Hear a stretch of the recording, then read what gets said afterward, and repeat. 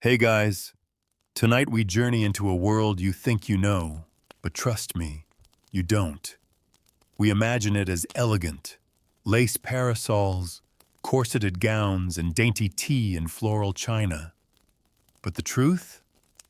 It smelled worse than a coal train station during a heat wave. Before we dive into the story, take a moment to like this video and subscribe, but only if you genuinely enjoy what I do here. And while you're here, drop a quick comment. What time is it where you're watching from? I love seeing how far this sleepy time tunnel reaches. Now, dim the lights, maybe turn on a fan for that soft hum in the background, and let's slip together into tonight's story. Tonight's journey. What Victorian hygiene was really like for women. Let's be very clear from the start.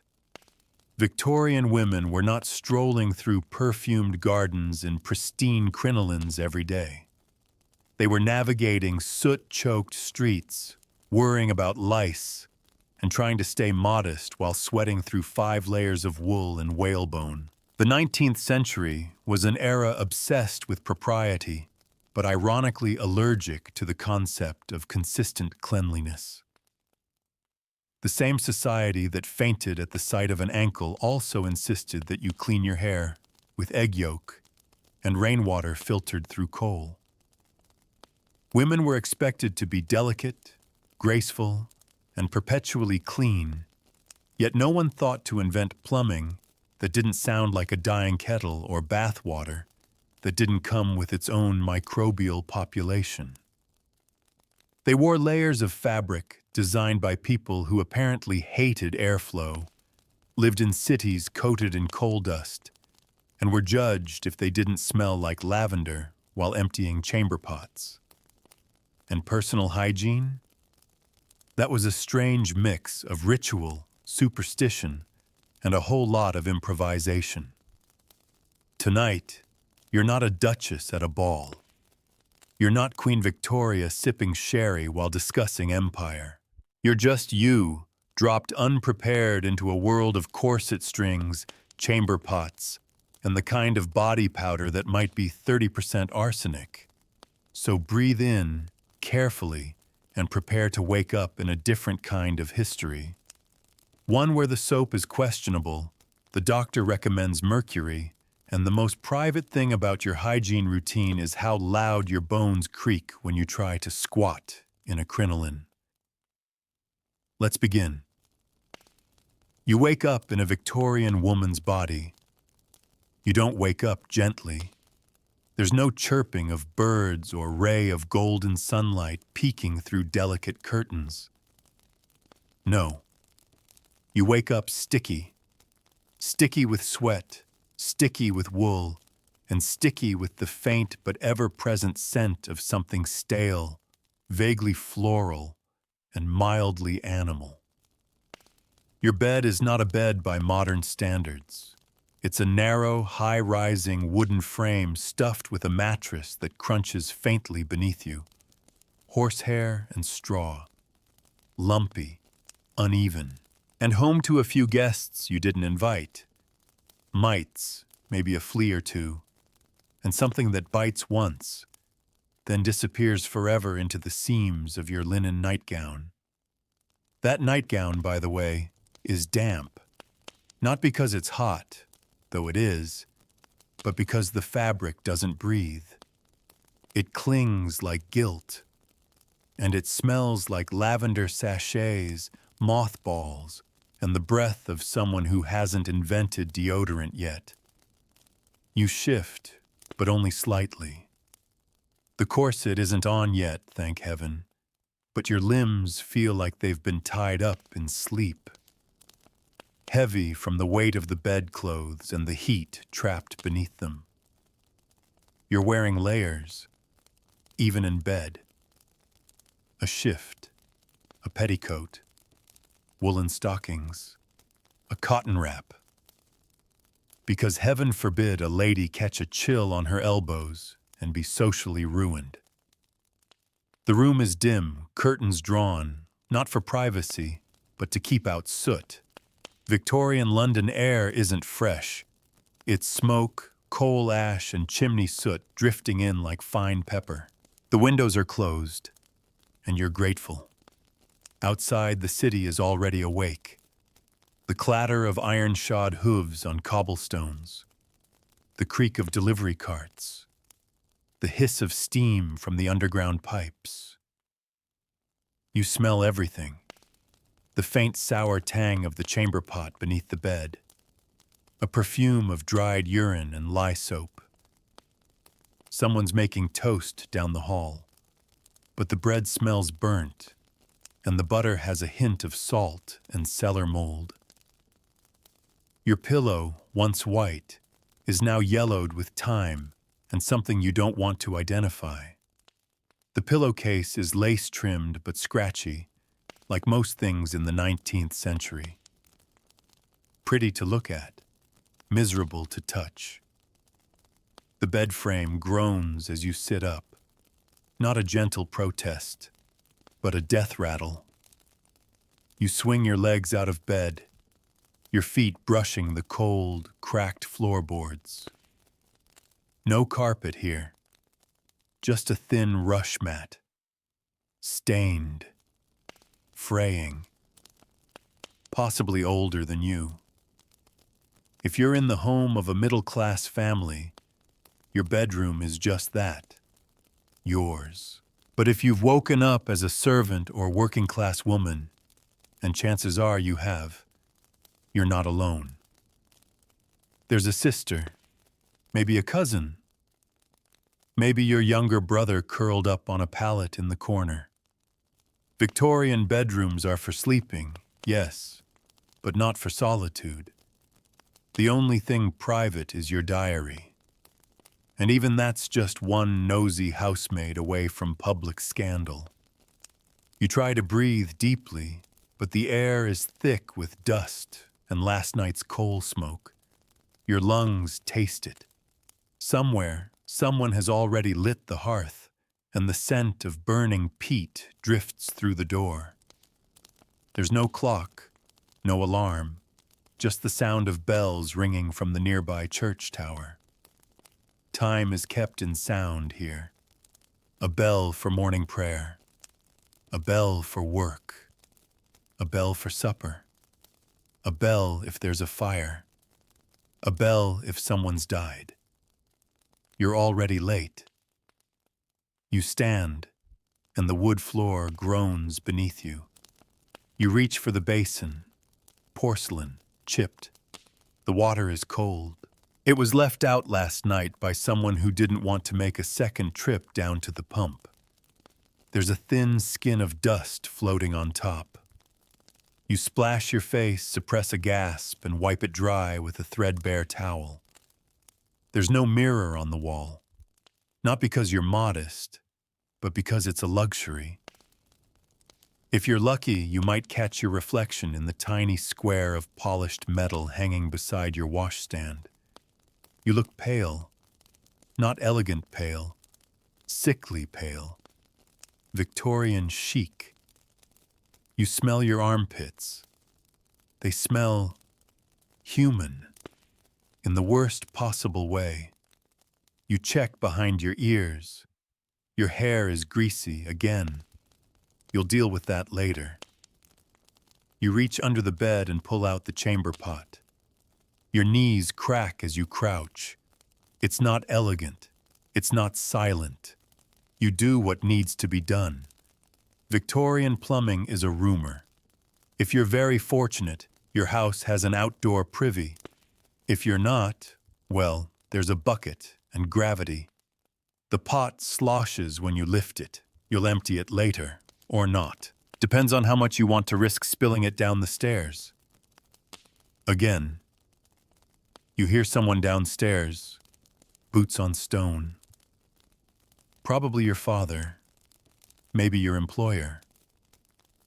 Either way, you need to be downstairs in 10 minutes or less, fully dressed, washed, and capable of pretending you enjoy oatmeal that tastes like damp newspaper. You stretch your arms, joints pop, You're already tired, but there's no time for that. You're a Victorian woman. Tired is the default setting. You slip your feet into woolen stockings, darned, itchy, and slightly mismatched. You pull on your underthings, drawers, chemise, petticoat. Still no corset. That comes next. You brace yourself, because what comes next is the first real ordeal of the day. The corset waits on the back of the chair.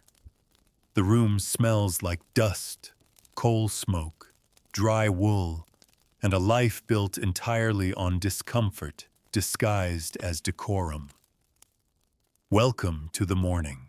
You haven't even left the bedroom, and already you need a nap, a shower, and possibly a small rebellion. But don't worry, this is only the beginning. If you're imagining a charming Victorian breakfast, served on bone china with toast racks and silver spoons, pause.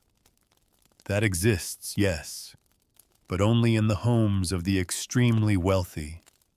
And you, dear listener, are not extremely wealthy. You are very normal, which means your breakfast is too. And normal in the Victorian era means bland, basic, and barely digestible. You descend the creaky staircase with your corset now laced tight around your ribs. Every step feels like your lungs are being gently choked by a Victorian etiquette manual. You can't bend fully at the waist. You can't slouch. And sitting? You'll do it, but not with joy. The kitchen is cold. The fire in the hearth is just getting going, fed by coal dust, kindling, and last night's ashes. There's no central heating, only that fire, flickering with more ambition than actual warmth. You sit at the table, legs together, posture rigid, because any slouching might betray your lower-class status, or worse, your morals. Breakfast is already being prepared, and it is not a grand affair. A crust of bread. If it's fresh, it's a miracle. If it's stale, it's tradition. The butter, if there is any, is kept in a stone crock near the floor where it's cooler, and it smells faintly of turnip. There's no refrigeration. That concept won't arrive for several decades.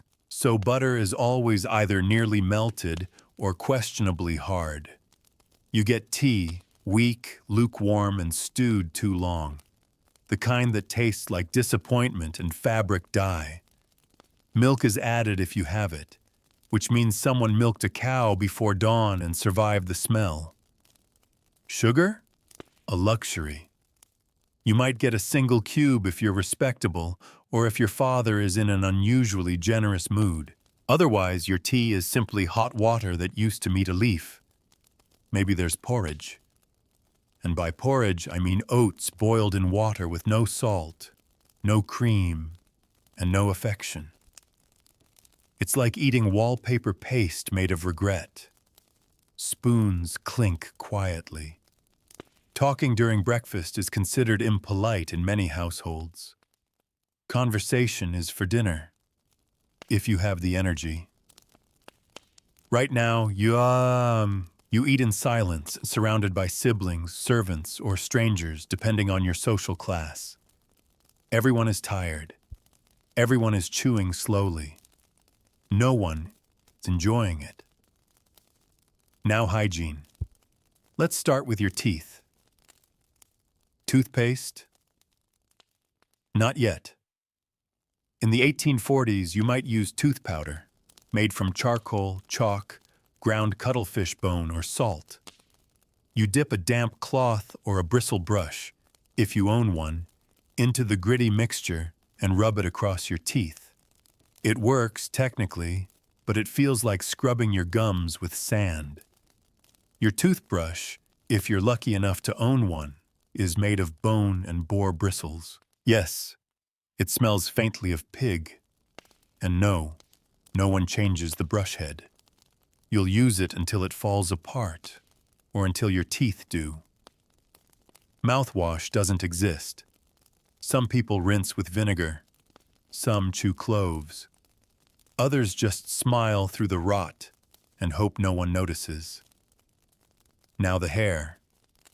Victorian hair hygiene is an art form, not a daily one. You don't wash your hair every day.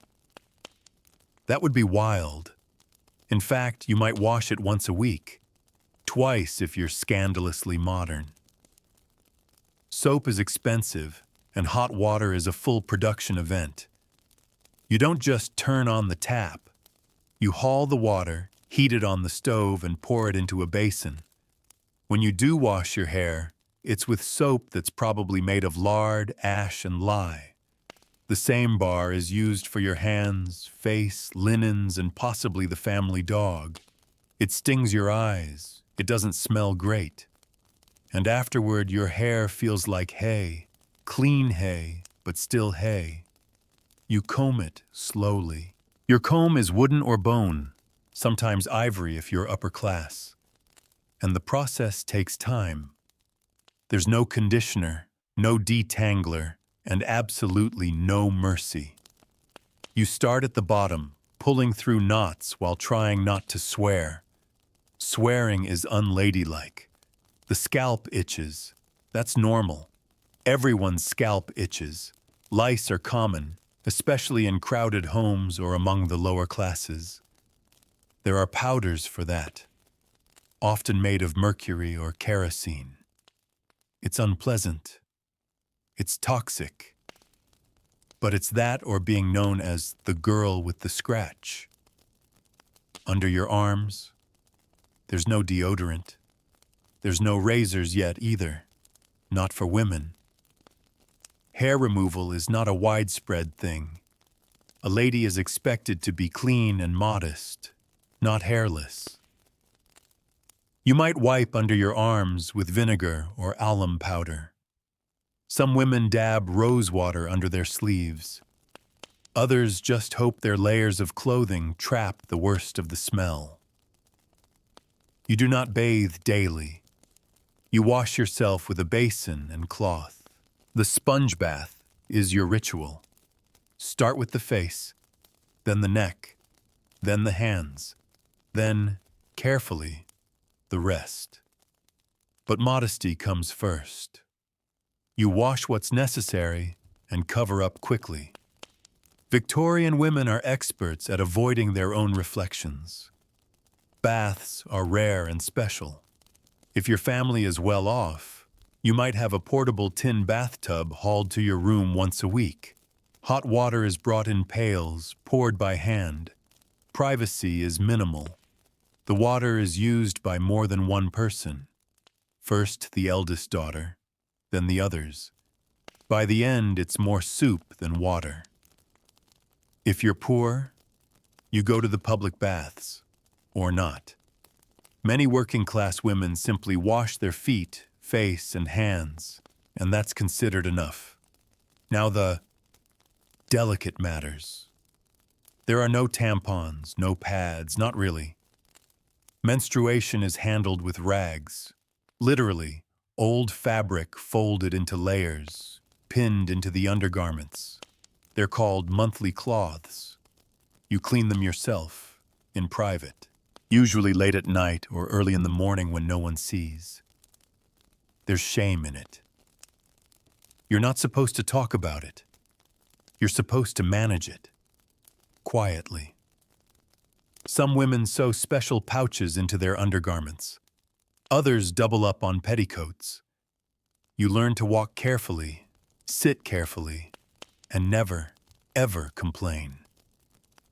There are tonics, of course, for women's troubles. Laudanum is popular, a mixture of opium and alcohol sold over the counter. It's effective. It also makes you mildly addicted and vaguely confused, but that's Victorian medicine for you. So you smile, hold your teacup with a slightly trembling hand, and tell yourself, this is womanhood. This is proper. This is expected. Outside, the city stirs. The morning fog begins to lift, revealing the grime-streaked windows and horse-drawn traffic. Your hands are raw from scrubbing. Your hair is pinned. Your corset is tight. And now, it's time to dress. Getting dressed is a workout. And your house is judging you. You've eaten your bland porridge. You've washed your face with cold water from a ceramic basin. Your corset is already pressing into your ribs like a judgmental ant. And now it's time to get dressed. And by get dressed, I don't mean tossing on jeans and a hoodie. I mean preparing for battle. Because Victorian clothing isn't fashion, it's architecture. It doesn't just cover you, it constructs you. You start with your chemise, a plain, long underdress made of rough cotton or linen. This is the only layer that touches your skin, so naturally it's unbleached, itchy, and about as breathable as a wool blanket in August. Next, you pull on your drawers. Yes, drawers. Split crotch, no elastic, held up by a drawstring that you tie so tight it'll leave a mark until next Tuesday. These are underpants designed by people who feared the female body and definitely didn't believe in comfort. Then comes the corset. Again. Yes, you put it on loosely earlier, but now it's time for the real tightening. You stand upright, arms overhead. Someone, your mother, a maid, your sister, pulls the laces. One hand on your spine, the other yanking with the kind of force usually reserved for horse tack. You hold your breath. One pull, two, three. You feel your waist compress. Your ribs give in. Your lungs whisper, "This is fine." You exhale like a dying accordion. Corsets aren't meant to crush you, but they do reshape you. You're aiming for an hourglass figure, not because you like it, but because society has told you that your natural shape is a moral failure. You can't bend at the waist anymore. You drop something. Kiss it goodbye. Over that comes the corset cover, because modesty. Heaven forbid someone glimpse the outline of your corset and become overwhelmed with sin. Then the petticoats. Not one, not two, at least three. They're made of cotton or wool, starched within an inch of their lives, and they rustle like gossip. You step into them, layer by layer. Each one adds weight, adds warmth, adds complexity. If you're wealthy, you might wear a crinoline, a cage made of steel hoops designed to hold your skirts out in a perfect bell shape. It looks elegant. It feels like wearing a bird cage strapped to your thighs. You walk sideways through doorways. You knock over chairs. You can't sit unless someone rearranges the furniture. Next, stockings, wool, thick, held up by garters that cut into your thighs like overambitious vines. Then shoes, narrow, hard-soled leather boots, buttoned, no zippers, no stretch, just tiny buttons and a hook that takes 10 minutes per foot. Then the dress. Depending on the year, it's either full of pleats, ruffles, or bustles the size of a small dog. It buttons up the back, which means, unless you have a maid, you're spending 15 minutes playing Guess That Fastener behind your own head. Sleeves go down to your wrists, neckline high, fabric heavy, always heavy. You might wear a brooch, a locket, a cross. Jewelry isn't about sparkle, it's about restraint. You don't want to look like you enjoy anything. A shawl, gloves, a bonnet, maybe a parasol if you're stepping out. Your entire body is covered. You could rob a bank and no one would be able to identify you by skin tone alone. You weigh at least 20 pounds more now. All fabric, all formality. You are fully assembled, and none of it stretches. None of it breathes. And none of it was designed with bodily functions in mind. Now let's talk about shelter. Your home is not cozy, not by modern standards. It is, at best, formal, at worst, oppressive. If you're middle class, your home is filled with heavy furniture, thick drapes, and ornamental knickknacks meant to display your station in life and gather maximum dust. Wallpaper? Yes, usually floral, always dark. The Victorians loved color, so long as it looked like dried blood or decayed moss. If it didn't look like it was chosen by a Victorian vampire with taste, it wasn't fashionable.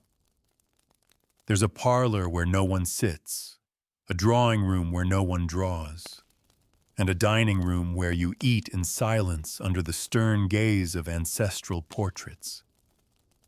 Every room has a function. None of them have central heating. The fireplace is everything. It provides warmth. It provides light. It also fills the air with coal dust and a thin veil of existential dread. If you're working class, your home is different, but not simpler. It's smaller, cramped, a few rooms at best, possibly just one. You sleep, cook, and wash in the same space.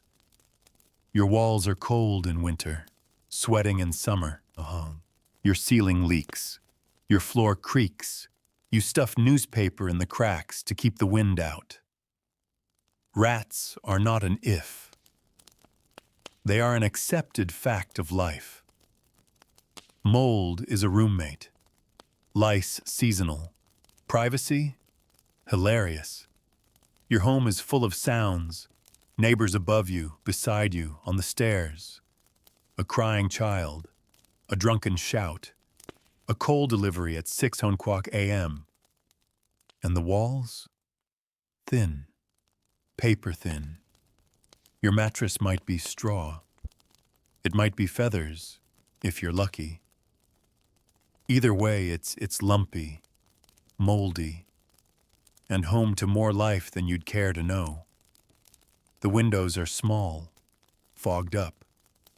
You keep them shut to keep out the stink of the streets, horse dung, smoke, sewage, but inside it's not much better. The air is stale, heavy, perfumed with damp wood, old meat, and candle wax. Lighting comes from oil lamps or gaslight, both of which are dim, smoky, and slightly dangerous. You go to bed early not because you're tired, but because the alternative is tripping over something in the dark and dying of tetanus. There's no running water. You fetch it. You boil it. You store it in a chipped jug beside your basin, and it's never quite clean. No bathroom, just a chamber pot or an outhouse. And if you're desperate in winter, you pray that you don't slip on the icy stairs while balancing your dignity and a sloshing porcelain bowl. No insulation, no electricity, no softness, just wood, iron, lace, and discomfort. And yet, you're expected to keep it clean, spotless, dust-free, polished. Even as soot drifts in from the streets and your walls slowly absorb every cough and whisper. You're dressed. Your home is waiting. You're upright, presentable, and profoundly uncomfortable. And it's still only 9 a.m. Work for a Victorian woman is everywhere. And it never ends. You're dressed. You're exhausted. You've had 2 spoonfuls of lukewarm oats and a tea that tasted like wet twine. Now it's time to begin your day's labor. But here's the thing. In Victorian England, women didn't just work. They survived through a system designed to wear them out, keep them quiet, and applaud them for doing it all without complaint. Let's start with who you are. If you're a working-class woman, your life is defined by survival. You don't have hobbies. You don't have rest days. You have tasks. Endless, repeating, bone-deep tasks. If you're middle class, your labor looks different. But it's still labor. It's social labor, emotional labor. The constant performance of gentility under layers of etiquette and pressure. And if you're upper class, you may not scrub floors, but trust me, your corset is still cutting off circulation, and someone is always judging the way you pour tea. But today, let's assume you're a working-class Victorian woman, because most women were. And trust me, it's far less romantic than the novels make it seem. You begin the day with cleaning, always cleaning. Your clothes, washed by hand in a wash tub, using soap that smells like old bacon grease and burns your knuckles. You scrub each piece against a washboard until your arms ache. Then you wring them out, twisting heavy fabric until your wrists feel like they're splintering, and hang them on a line strung between cracked brick walls in a damp alley. There's no washing machine, no hot water on tap. Just your fingers, red and cracked, and the knowledge that tomorrow you'll be doing this all over again. Next comes the floor scrubbing. You kneel. You work a brush over wooden planks blackened with soot and boots and the filth that drifts in under the door. Your knees bruise. Your back locks. You don't complain. You don't rest. Not yet. You wipe windows with vinegar. Polish brass until your fingers sting. You empty chamber pots, swill them out with cold water, and try not to breathe through your nose. You sweep. You shake rugs. You curse quietly when your skirts catch on nails or your sleeves dip into the bucket.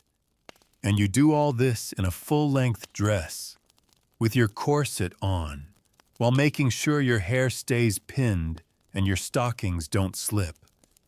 Housework isn't a chore. It's your life. But maybe you don't work at home. Maybe you leave for your job. Perhaps you're a laundress, carrying baskets heavier than your torso down slippery streets to the homes of people who have never once touched their own undergarments. You boil linens in vats, lifting them with wooden paddles, then beat them dry against boards in the cold air. You work in steam, in filth, and in silence. Maybe you're a factory girl, waking before dawn to walk 5 miles in broken boots to a textile mill. There you stand beside deafening machines, tying threads with numb fingers and dodging belts and wheels that have already taken a dozen hands and twice as many lows. The air is filled with cotton dust. Your lungs ache. You aren't allowed to sit. You can't talk. You can't yawn. You get one break, and if you fall behind, they replace you with a younger girl who hasn't developed blisters yet. You might be a maid, scrubbing floors in someone else's home, carrying coal buckets up 6 flights of stairs, dodging the hands of your master and the gossip of your mistress. You sleep in a closet. You eat leftovers. You rise before the household and go to bed after it. You get one afternoon off every other Sunday. You spend it doing laundry. You might be a seamstress, eyes ruined by candlelight, working 16 hours a day to stitch gowns you'll never wear for clients who forget your name the moment you hand it over. Your back is curved by age 30. Your fingers bleed. Your work is called delicate, but nothing about it is gentle. You might even be a prostitute, walking the cobbled streets in cheap boots with your hem damp from the gutter, hoping for a gentleman caller who won't beat you. It's not a trade you chose. It's one you were pushed into by hunger, by orphanhood, by a society that forgives the man and damns the woman. And yet you smile. You fake affection. You play the part. Because in Victorian England, respectability is currency, and you've already run out. Even if you're one of the lucky ones, a housewife, a wife of a clerk, or tradesman, your work doesn't stop. You cook meals from scratch, not with electric stoves or neat little timers, but with a temperamental coal range and ingredients that spoil if you look at them wrong. You shop for groceries daily because you don't have a fridge. You carry bags, haggle with fishmongers, and try to choose meat that doesn't smell like the Thames. You care for children without diapers, bottles, or childcare. You sew clothes, mend socks, starch collars. You write letters. You balance accounts. You tend the fire. You watch for rats. You manage a household the way some men manage armies. And through all of this, you are expected to be cheerful, graceful, clean, desirable. You are supposed to keep your hair neat, your speech soft, and your opinions carefully folded into the hem of your apron. You're not allowed to be tired, not allowed to be angry, not allowed to sit down and say, "This is too much," because you're a woman, and work is your birthright. You work while bleeding. You work while pregnant. You work the day after giving birth, binding your belly in linen and returning to the wash basin while your newborn coughs in the corner. You work until your back gives out, until your eyesight fades, until your hands are twisted and arthritic. And then, if you're lucky, your daughter takes over. And through all of this, there is no pension, no safety net, no one to catch you if you fall. If your husband dies, you're on your own. If your wages fall, you go without. If you complain, you're ungrateful. And if you cry, you wait until you're alone. Because tears are private, and the world doesn't stop for them. God is watching. So is your neighbor. And probably your wallpaper. It's evening or something close to it. You've been scrubbing, stitching, lifting, boiling, carrying, or smiling politely for 10 hours straight. You've burned your fingers, bitten your tongue, and swallowed your resentment like tea gone cold. You might think now is the time for reflection, rest, privacy. But this is Victorian England, and privacy doesn't exist, not in your home, not in your thoughts, and certainly not in your soul. You live under a constant, invisible pressure to be good, not just proper, not just modest, good. And that definition isn't yours to write. It belongs to God, or rather, to your community's very specific idea of what God wants from you, personally, in a bonnet. Let's talk religion. For most Victorian women, faith isn't just a belief, it's a full-time occupation. Whether you're Anglican, Catholic, Methodist, Baptist, or Presbyterian, your life is framed by scripture, sermons, and social surveillance. You read the Bible, or someone reads it to you. You attend church every Sunday, and you wear black if someone has died, even if you barely knew them. Mourning is fashion. Grief is etiquette. You are told in 100 ways that your body is temptation, that your thoughts must be pure, that your desires must be denied, that your suffering is holy. You are taught the concept of angel in the house, a term that sounds charming until you realize it means silent, obedient, and emotionally invisible. You pray not just for salvation, but for strength, for patience, for endurance, because your life is hard and no one is coming to rescue you, not in this world anyway.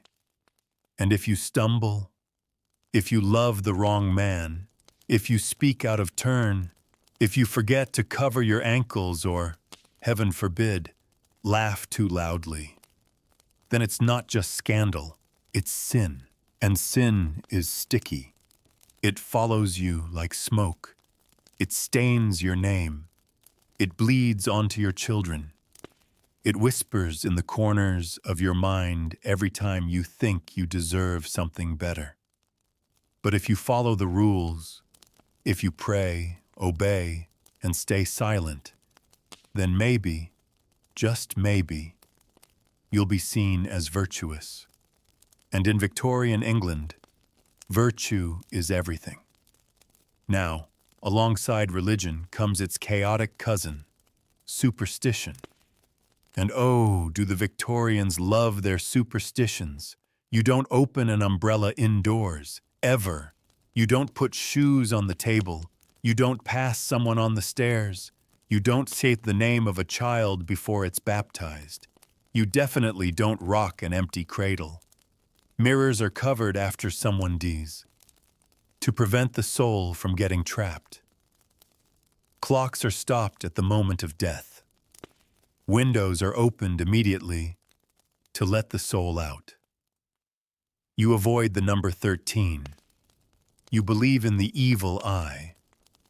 And if your child gets sick, you don't just call a doctor. You say a prayer. You tie a charm under their pillow. You burn sulfur at the doorstep. You knock on wood. You throw salt over your shoulder. You keep a horseshoe over the door. You leave out bread for wandering spirits. Because who knows? Ghosts are not a joke. Everyone has a ghost story. Your aunt saw one in the mirror. Your cousin heard one in the nursery. The Victorians love their dead so much, they keep inviting them back through seances, spirit photography, table tapping, and candle-lit whispers in drawing rooms thick with incense and hope. Even science can't fully chase away the ghosts, because science here is a bit of a mess. For every physician with a thermometer, there's a spiritualist with a crystal and a story about a dead husband who visits her dreams. Women especially are seen as sensitive, both to God and to spirits. Your womb, they say, is a mysterious, wandering thing. Too much reading might cause hysteria. Too little prayer might cause possession. Either way, it's your fault. You're told to avoid excitement, unless it's spiritual. You're told to remain calm, unless someone sees a ghost. You're told your emotions are dangerous, unless you're crying during church. And even if you don't believe in spirits or omens or the devil behind the door, you act like you do. Because belief is social, and doubt is impolite. Now let's return to God, shall we? He's everywhere. He's watching your marriage, watching your waistline, watching the thoughts you have at night when you're staring at the ceiling and wondering if this is all there is. He's watching your children, your neighbors, the way you speak, the way you kneel, the way you serve tea and cross your ankles and handle grief like a lady. And if you're poor, that's God's will. If you're sick, a test of faith. If your child dies, a lesson in humility. If you go mad from it all, well, that's probably the devil, or hysteria, or punishment for something you did, or said, or even thought. So you pray. You pray in the morning, before meals, at bedtime, at church, in whispers, in desperation, in guilt, in boredom. Sometimes not because you believe, but because it's the only thing you're allowed to do when you're scared. And you are scared. You're scared of poverty, of judgment, of your own body. You're scared of not being good enough, not being quiet enough, not being small enough. You're scared that the ache behind your ribs, the one you never speak of, isn't just sadness. It's sin, so you put on your gloves. You fold your hands. You smile. You walk through the world like a well-behaved ghost. And no one asks you what you believe, because your job is not to believe. Your job is to conform, to keep the faith, and keep the floor clean, to hold your tongue, and hold your family together, to be the spine of the home and the silence in the pew. You are the moral compass, the spiritual guide, the example to others. You are Victorian, you are woman, and you must be good. Food is survival, etiquette is theater, and fun is filtered through 10 layers of discomfort. It's midday. You've scrubbed the floor, folded linens, managed the children, avoided eye contact with your employer or your husband, and maybe mended a petticoat or two. Your stomach is growling, but not loudly. That would be unladylike. Time for a meal. Now, what you eat depends entirely on where you are in the hierarchy. Because in Victorian England, meals are more than nutrition. They're a map of your class, gender, and how much dignity society believes you deserve. Let's start low. If you're working class, your midday meal is the biggest of the day. Not because it's generous, but because it has to last you until tomorrow. You might get bread, stale bread, hard enough to be a weapon. Butter, if you can afford it. More likely, dripping. That's congealed animal fat spread like lard on toast. It's greasy, it's cheap, and it keeps you full long enough to get back to work. You might have boiled potatoes if you're lucky. Maybe boiled cabbage. Maybe a sliver of meat if it's Monday and payday was kind. But meat is rare. It's expensive. And often spoiled. You don't buy steak. You buy scraps. Gristle. Organs. Blood pudding. Whatever the butcher couldn't sell to anyone with options. It smells like salt, vinegar, coal smoke, and guilt. You eat quickly, quietly, no tablecloth, no silverware, a knife, a crust, a tin plate. If you're a factory worker, you eat outside, sitting on a broken crate, chewing bread that tastes like dust and soot, sipping weak beer because the water will kill you faster. And yes, beer. Even for women, especially for women. Not because they want to get drunk, but because clean water is a luxury. And beer, watered down and fermented, is at least boiled. If you're very poor, your meals are charity. A ladle of soup, a crust handed to you by a tired woman in a gray dress behind a soup kitchen counter. You don't ask what's in it. You're just grateful it's warm. Now, if you're middle class, things get theatrical.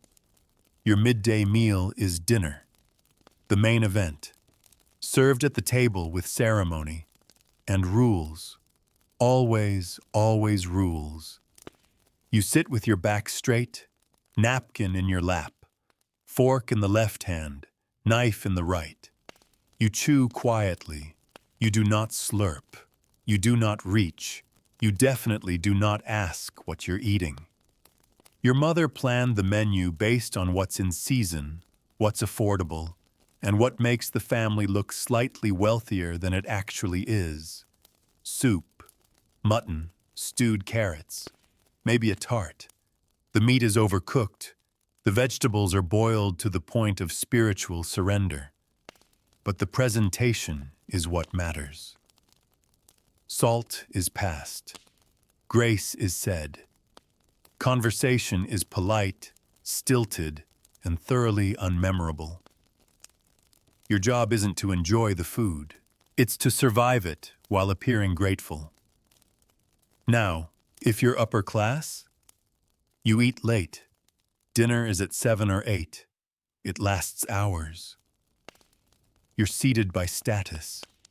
You're dressed in silks and satins and at least 2 emotional breakdowns worth of corsetry. There are courses, so many courses. Oysters, consommé, fish and cream, roast fowl, beef, game pie, pudding, jelly, blancmange, a dessert that jiggles with anxiety, and drinks, wine, port, claret, sherry, all poured by a butler who knows more about your family than you do. You smile, you nod, you make clever remarks. Your job is to be charming, not honest. And if you're a woman, you don't eat much. You pretend to nibble. You praise the flavor, then quietly leave half your plate untouched. Hunger is unladylike. Appetite is suspicious. You live off compliments and small talk. Now what about fun? Surely after all this you get to unwind? Yes, sort of. If you're working class, fun is functional. You go to the market, where hawkers shout, pigs squeal, and someone is always selling dubious eels from a bucket.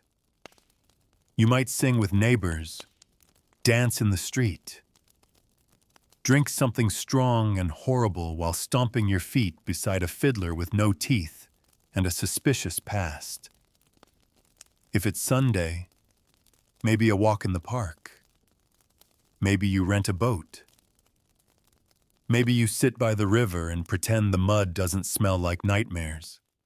You go to the music hall if you've got spare change. Singers, comics, acrobats. The jokes are bawdy. The air smells like smoke, beer, and human breath. It's loud, chaotic, cheap. And for a few hours, you forget that your mattress is moldy and your lungs whistle when you breathe. If you're middle class, your fun is respectable. A piano recital, a reading circle, tea with the neighbors where everyone pretends to enjoy cucumber sandwiches and no one acknowledges the screaming baby in the corner. You walk in the park, but you don't walk fast. That's vulgar. You stroll. You make observations about the weather. You wear gloves even when your fingers itch. You might attend a lecture on phrenology or botany or the mating habits of beetles in the colonies. You pretend it's fascinating. If you're upper class, entertainment is scripted. Balls, dinners, the opera, the theater. You sit in a velvet box and watch actors pretend to be happy while your feet cramp in shoes made for decoration, not movement. You're introduced to men. You curtsy. You say things like, "Indeed," and "How amusing," while your eyes scan the room for the exit. If you're unmarried, every social event is a performance. Every word, every glance is weighed. You don't just go to a ball, you are the ball. You're a potential wife, a future mother, a family investment wrapped in silk. And you must not dance too many times with one man, or too few, or laugh too loudly. or eat too much, or step on a hem, or have an opinion. Your evening ends with someone remarking how well you held yourself. No one asks if you had fun. Now, a few Victorian entertainments are shared across class lines. Fairs, for example. Bustling, chaotic, loud. You see pickpockets, puppeteers, dancing bears, maybe a man swallowing fire. You eat roasted chestnuts or a pie that might be pigeon. You ride a creaky wooden carousel. You throw rings at bottles. You laugh. Not because it's perfect, not because it's elegant, but because, for once, no one is watching. Not God, not your mother-in-law, not the lady from church with the aggressive eyebrows. Just you. Dusty, tired, laughing, human. Your cough isn't just a cough. Your doctor is a guessing game. And death? Always just outside the door. You wake up coughing, not politely, not delicately. A deep rattling sound from somewhere behind your ribs. You press a handkerchief to your mouth. You glance at the cloth. No blood. Not yet. That's good. For now. Because in Victorian England, illness is the background noise of daily life. It's not a crisis. It's an expectation. And as a woman, your body is considered both fragile and slightly suspicious. You are biologically doomed, medically ignored, and constantly one symptom away from either a funeral or a rest cure. Let's begin with the basics.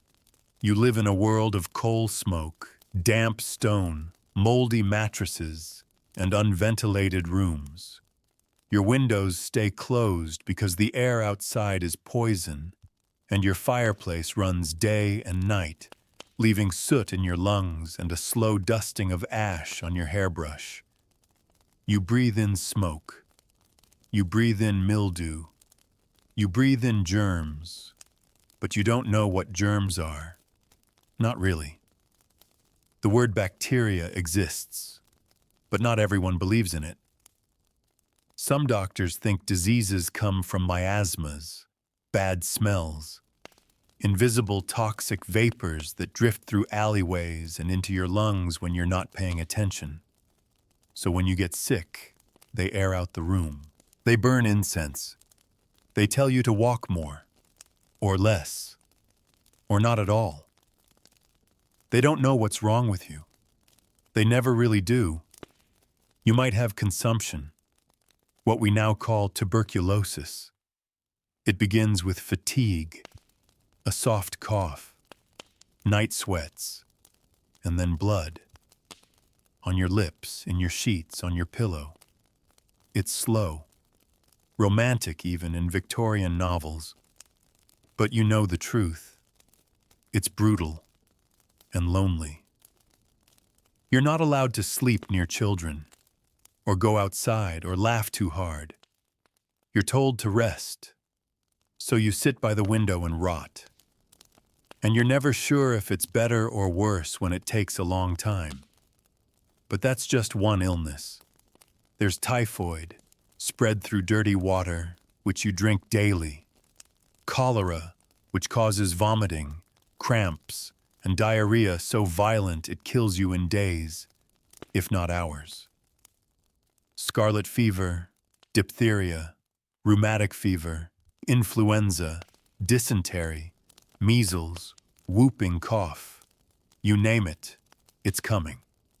Children die all the time. You expect it. You hope for the best, but you plan for a coffin. That's not exaggeration. That's math. Victorian infant mortality rates were devastating. A third of children in some areas died before the age of 5. Every family has stories, tiny graves, names reused, You don't talk about it much, but you think about it constantly. And if you're pregnant, that's not safety. That's risk. Childbirth kills women all the time. Hemorrhage, infection, shock, the baby is stuck, the cord is wrapped, the blood won't stop. There's no anesthesia, there's no epidural, there's no sterile equipment. You bite down on a leather strap, you scream into a pillow, you pray. And if you survive, congratulations. Now try to breastfeed through cracked nipples and fever dreams, while your uterus contracts and someone hands you a mop. Let's talk about medicine. Or rather, whatever the 19th century thinks medicine might be this week. Your local physician is a man, always a man. He wears a waistcoat. He smells faintly of gin and despair. He has a leather bag full of horrors. If you complain of pain, he might prescribe laudanum, an opiate, tincture of opium, mixed with alcohol, tastes bitter, numbs everything. It works, but it's also addictive, sedating, and wildly overused. Women are dosed constantly for nerves, for sleeplessness, for menstruation, for wandering wombs. You take it, you sleep, you forget, and then you need more. Doctors also recommend bloodletting. Yes, still. They'll slice a vein in your arm or apply leeches to your temple, because bad humors must be drained. If your head hurts, you might get mustard plasters, or a vinegar compress, or mercury. If your uterus wanders, which they assume it does, they'll suggest confinement, a room, a chair, maybe a wet cloth on your forehead and a book of Psalms. They'll call it hysteria, and they will blame you for it. Your moods, your fatigue, your insomnia, your grief, all of it? Female weakness. You're told to be calm, to stop being so emotional, to drink more tea, to lie very, very still. And if that doesn't work, you're sent away to a rest home, or worse, an asylum, because too much sadness must be madness, and madness must be hidden. Let's talk about death, because death is always nearby. There's no such thing as dying peacefully in your sleep. You die with effort, with noise, with blood, with someone outside the door whispering about the will. When someone dies in your house, the mirrors are covered. The clocks are stopped. Black crepe is draped over the doorknob. You wear mourning, real mourning, black silk, jet buttons, a veil that covers your face. For a year, 2 if it's your husband, 6 months if it's your cousin, 3 if it's your in-law. There's a timetable for your grief, and rules. So many rules. You don't attend parties. You don't wear color. You don't laugh. You write letters on black-edged paper. You sip tea and accept condolences and pretend you still care about the flowers. And if it was a child, you might keep a lock of hair, a painted portrait, a photograph, if you could afford it. A small, pale figure posed like sleep. You tuck it in a drawer and never speak of it again, but you never forget. Because how could you? Every ache, every sneeze, every shadow under your husband's eyes is a possible goodbye. Every time you cough into a handkerchief, you check for red. Every time someone says they're just tired, you hold your breath. Because you know, Illness is everywhere, and medicine is mostly hope. You are the mother, the maid, the nurse, the sacrifice. You are expected to give everything and want nothing. You're a Victorian woman, which means you belong to someone. Your father, your husband, your brother, or, in the absence of all three, the judgmental ladies of the parish who peer at you like unfinished embroidery. You don't own your name. It changes when you marry. You don't own your wages. Those belong to your husband or your father, legally. You don't own your children. They're his, not yours. You carry them, birth them, feed them, bury them, but in the eyes of the law, they are his property. Let's talk about your role. If you're unmarried and over the age of 25, you're already becoming an object of concern. A spinster, a failure, a cautionary tale. You're urged to find a husband, quickly, quietly, preferably one with steady income and minimal syphilis. But you don't marry for love. You marry for security. Because without a husband, you are economically irrelevant. Marriage is the career path, the job, the contract you sign with society to say, I accept my place. Please don't let me starve. Once married, you are expected to be cheerful, dutiful, and endlessly fertile. If you have children, you are to raise them. If you don't, you are to apologize, quietly and often. Pregnancy is constant, dangerous, expected. You might have 6 children. You might have 12. You might lose half. There is no contraception. Not really. There are whispers of marital restraint and the occasional French letter, what we now call a condom. But for the most part, you get what nature gives you. And nature is cruel. Now let's say you're a mother. Your days begin in labor and end in fatigue. You rise before your children. You boil water for porridge.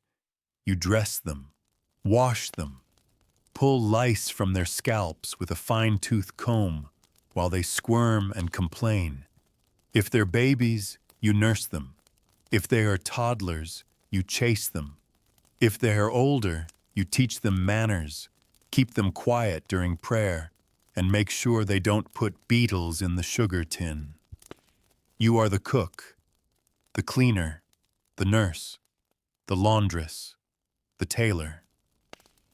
You're the one who wakes when they cry, who sings when they cough, who waits with a damp cloth while the doctor is on his way for 6 hours.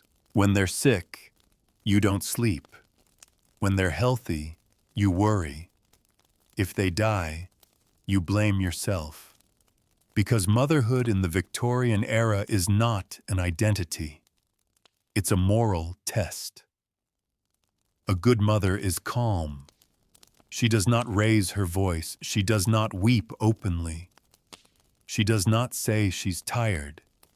She raises obedient children who pray before meals, wear stiff collars without complaint, and never speak unless spoken to.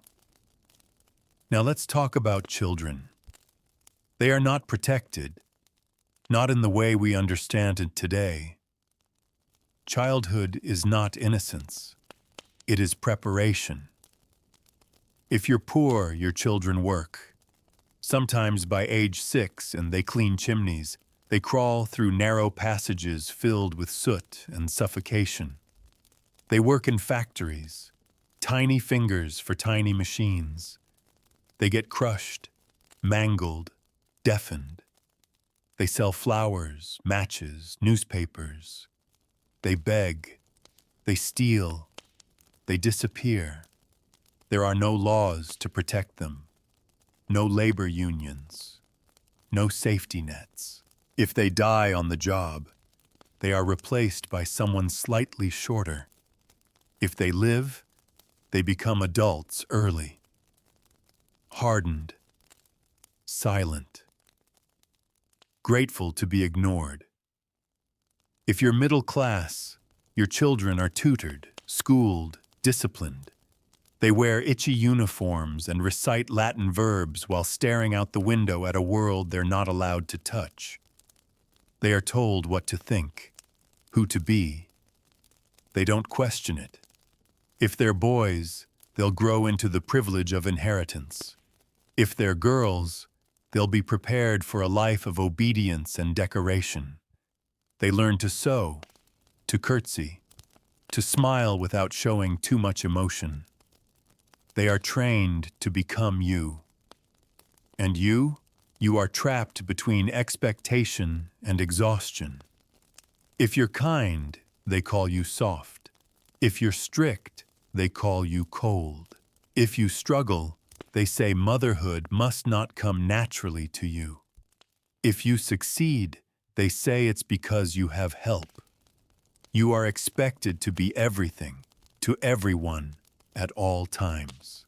And if your husband is cruel, or absent, or useless, you endure. You do not leave. You cannot. There is nowhere to go. Divorce exists, yes, but it is scandalous, expensive, nearly impossible to obtain, especially for a woman. You must prove adultery and abuse, and even then, you might lose your children, so you stay. You mend socks, you host tea, you bite your tongue until it bleeds. You thank God for your station in life, even if it feels like a sentence. And if you have no children, you are pitied, feared, gossiped about. You are a hollow vessel, a failed promise. People avoid eye contact at church. Women whisper behind fans. Even your husband might look at you differently, because your worth is measured in babies. Because family isn't just important, it's proof. Proof that you are whole, that you are useful, that you are loved. And if you can't provide it, you are empty, so you smile. You braid your daughter's hair. You kiss your son's forehead. You arrange the flowers. You set the table. You wash the linen in silence, because that's what you do. You are a Victorian woman, and the family is your altar, even when it feels like a cage. Work doesn't end after lunch. Injustice doesn't nap. And even the simplest offense can become a scandal. It's late afternoon now. Your corset hasn't loosened, your feet haven't rested, and your temper. It's holding on by the thinnest stitch of propriety. But there's no time to stop. The sun is slipping behind the soot-stained rooftops, and the air outside smells like iron, horse dung, and cabbage left too long in a pot. You're still working, because for a Victorian woman, there is no off switch. The afternoon brings more labor, but also more social pressure, and with it, a whole new set of problems. Let's begin with the unseen rules.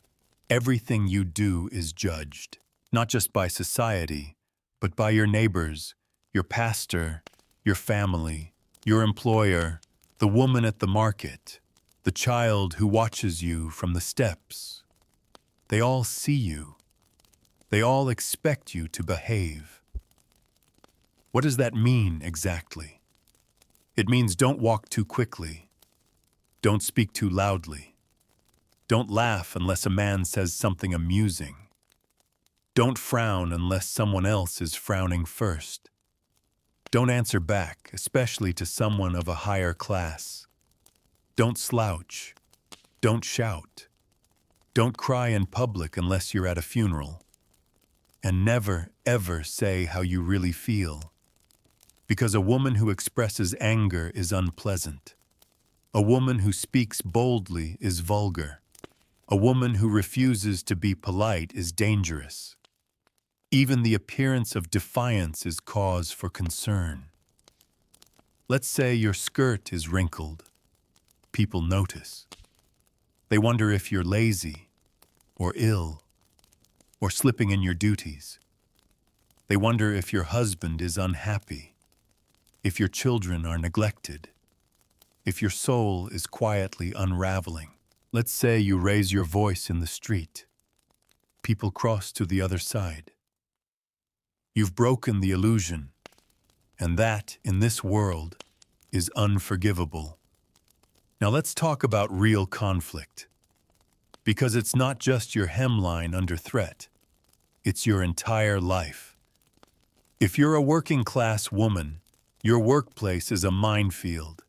You might be groped by your employer, harassed by your landlord, mocked by customers, underpaid, overworked, and still expected to smile. If you defend yourself, you're troublesome. If you report it, no one believes you. If you leave, you starve. So you stay. You learn to avoid eye contact, to walk with your keys between your fingers, to shut up and work faster. And when you get home, your second shift begins. Cooking, cleaning, calming the children, calming your husband, calming yourself. And if you do lose your temper, if you snap, there's no sympathy. You're told to control yourself, to remember your place, even when you're right, especially when you're right. Let's say your neighbor spreads gossip. It doesn't take much. Maybe she saw your daughter talking to a beau. Maybe she noticed you came home late from the laundry. It spreads. At church, they don't meet your eye. The grocer shortens his conversation. You find yourself alone on the bench you usually share with 3 other women. Your social reputation is fragile. It's made of sugar glass.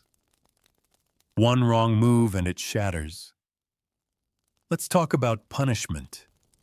Not legal punishment. Social punishment. Because Victorian society didn't need a jail to control women. It had gossip, and silence and shame. If you're suspected of being promiscuous, you're ruined. If you're too outspoken, you're difficult. If you're infertile, you're broken. If you're too educated, you're unnatural. If you're too uneducated, you're stupid. There is no right answer. There is only obedience. And even that has limits. Because if your husband beats you, no one intervenes. If your employer locks you in a room overnight because you forgot to clean the silver, no one helps. If your child is sick and you can't afford a doctor, you are blamed for being poor. This is not justice. This is structure. And it's enforced not just by men, but by other women. Mothers, neighbors, mistresses, sisters-in-law. Everyone plays a part. The privileged police the poor. The married pity the single. The fertile look down on the barren. The devout scold the tired. And it works. Because it's exhausting.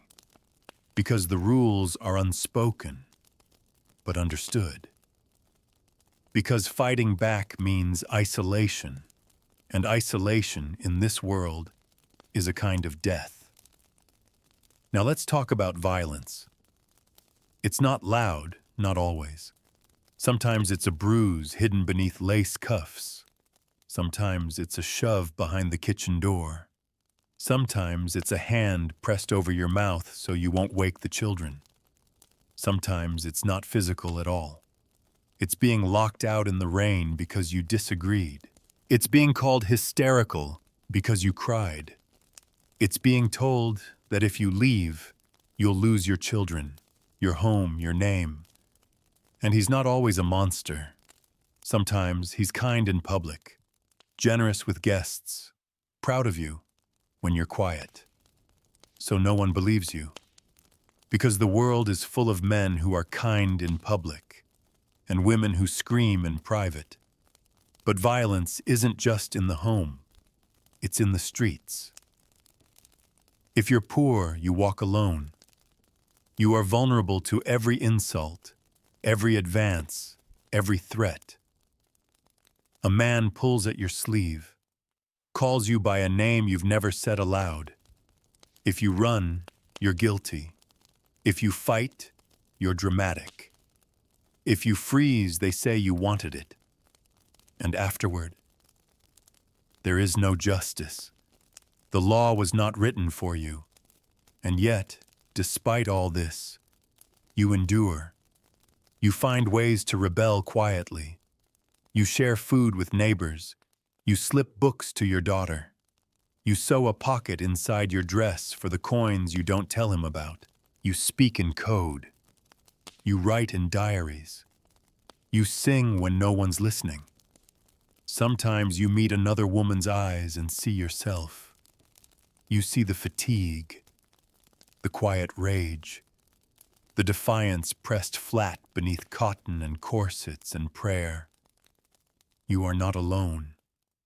And that somehow is enough for now. The fire is dying, the house is silent, and nothing is as still as a Victorian night. The sun has gone. You didn't see it set, not really. The fog rolled in hours ago, turning the sky from gray to black without much ceremony. There are no streetlights in your neighborhood. Just the occasional flicker of a gas lamp, the orange glow of a fire behind a curtain, or the glint of moonlight on wet cobblestones. And now night. It creeps in like smoke through a crack in the wall. Quiet. Cold. Watching. Inside your house settles. Wood creaks. Water drips somewhere. The coals in the hearth give off their last gasp of heat, with a soft hiss and a smell like scorched toast. The air turns damp, turns heavier. Every sound seems louder. A clock ticks. A pipe groans. Footsteps in the alley make your heart stop for a second. And yet, you're used to it. Because night in the Victorian world is never peaceful. It is not a gentle closing of the day. It is an interval between danger and labor.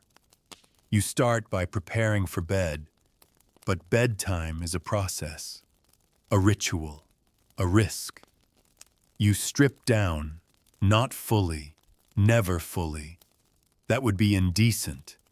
Even in sleep, modesty is law. You wear a flannel nightgown, long and scratchy. You pull your hair into a braid, wrap it in cloth to keep it from lice. You wash your face in the basin, cold water again. It stings your cheeks, now red from coal dust and the slap of the evening air. You brush your teeth with salt. You spit into the same bowl you'll use to wash again tomorrow.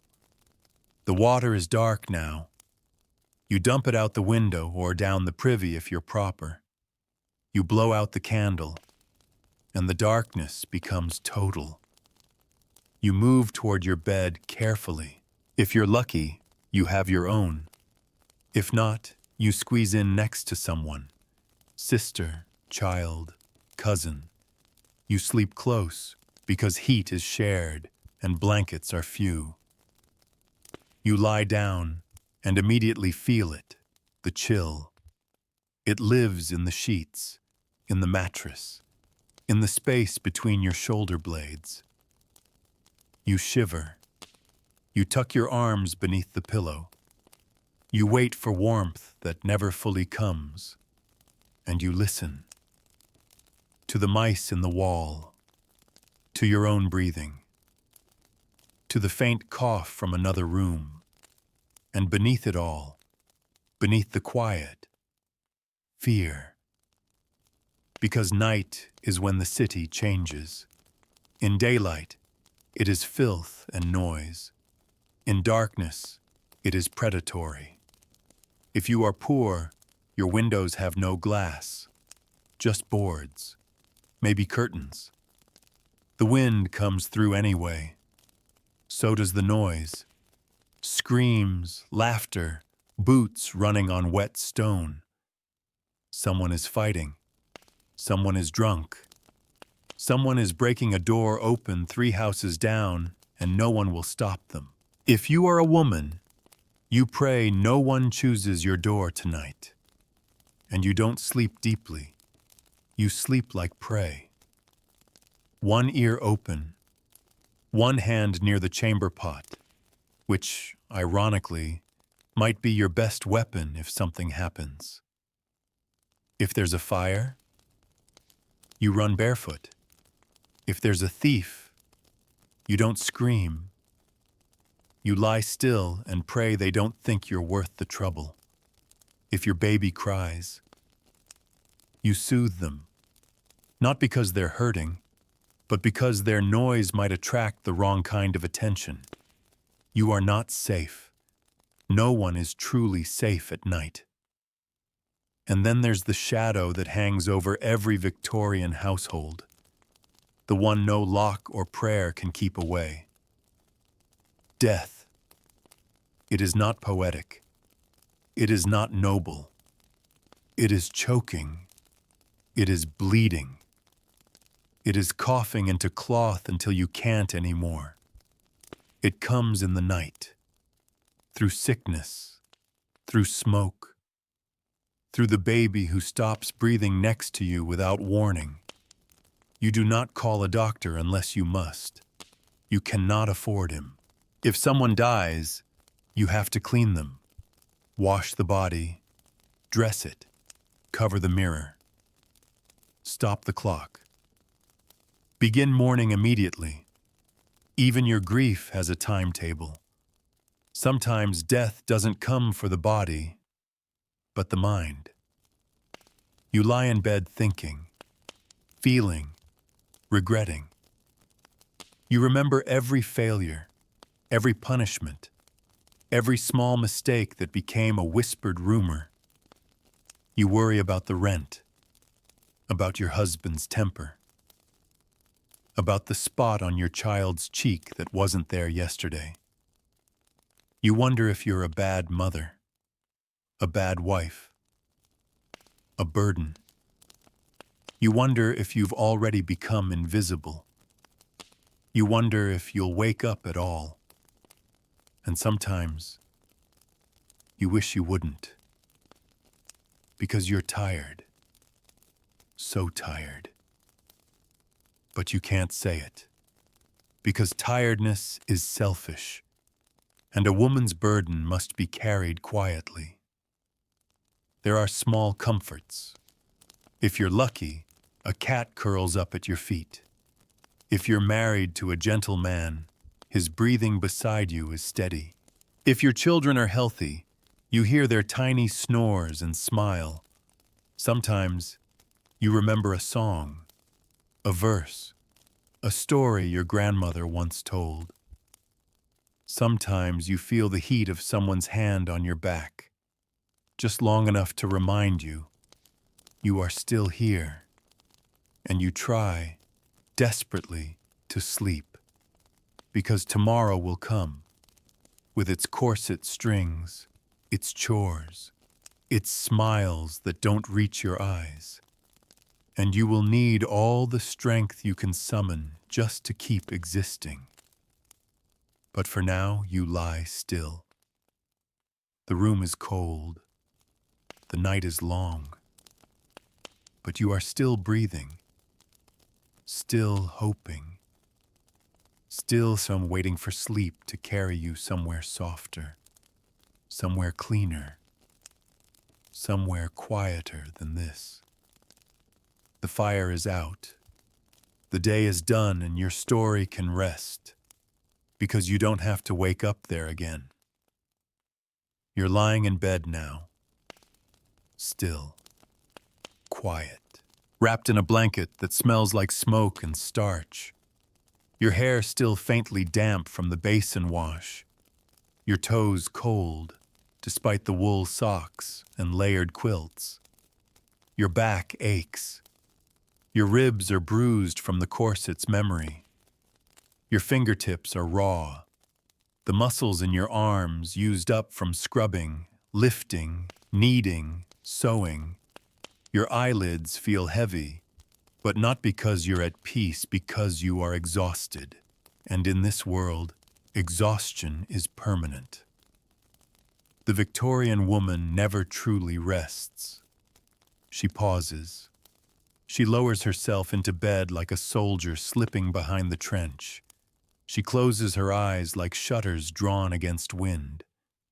But the fear lingers, the soreness, the waiting.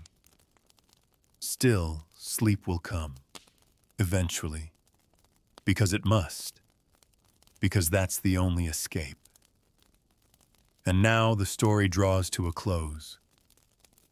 Let's take a breath together, because tonight, you walked a long path through chamber pots and soot-choked kitchens, through gossip, gaslight, motherhood, mourning, and the bitter sting of winter air against lace cuffs and cracked knuckles.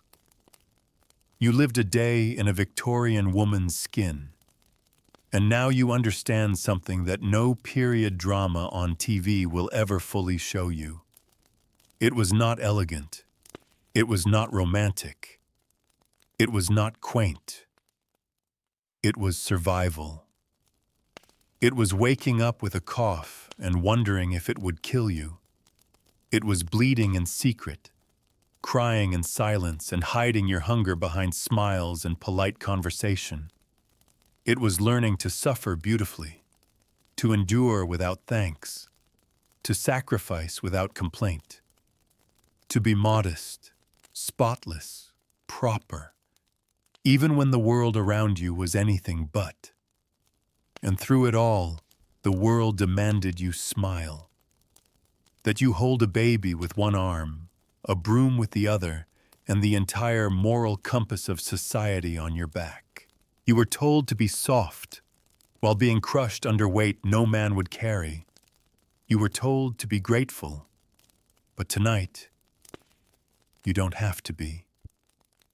Tonight, you can simply be. You can close your eyes. Let the noise of that world fade. The crackling of coal, the echo of boots on cobblestone, the clink of teacups and the rattle of carriages. Let it all drift away. Because the chamber pot is gone. The corset is unwound. The whispers behind your back can't follow you here. You're not in Victorian England anymore.